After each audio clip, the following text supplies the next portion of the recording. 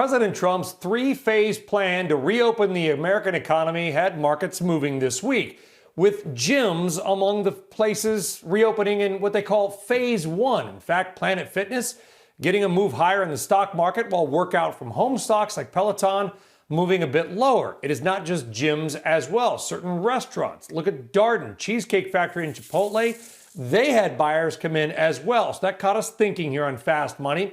What other stocks or sectors should you be looking to buy as we slowly start to creep back, hopefully, Victoria Fernandez, toward a new normal? What name or names are you at Crossmark looking at?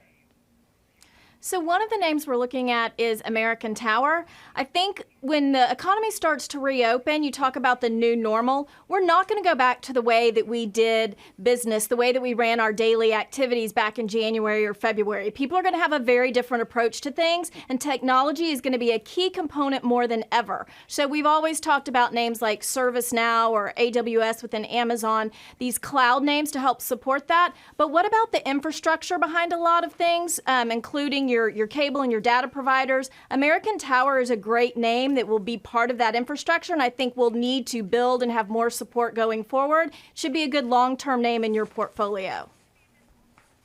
Yeah, as long as Woody Harrelson doesn't find out about it, but that's a different story. Guy Adami, what name or names do you think is sort of a reopened trade?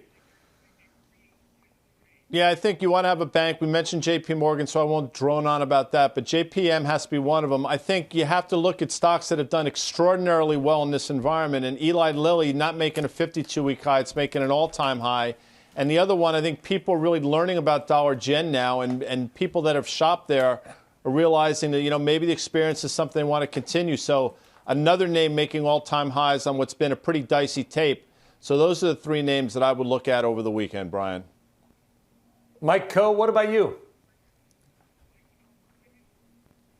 I mean, if you're going to speculate on a rebound, you kind of have to start digging around a little bit in the trash. And, of course, this is a dangerous place to be, but I would look at commercial REITs with call options only. That would actually give you some convexity to the upside. But I will say that, as a long-term play, I don't like them, but as a short-term bounce, I do. Tim, Mike might not be kidding. I'm looking at all the boxes on everybody's driveway. I'm thinking, is there a recycling or trash play there? I kid. What are you looking at?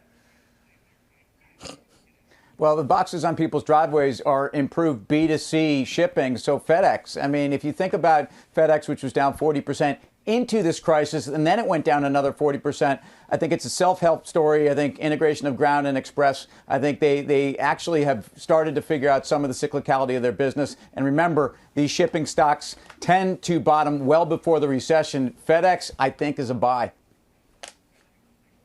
True story, Tim. The FedEx guy in our neighborhood they've got a Penske rental truck because they're running two guys instead of one. Unbelievable.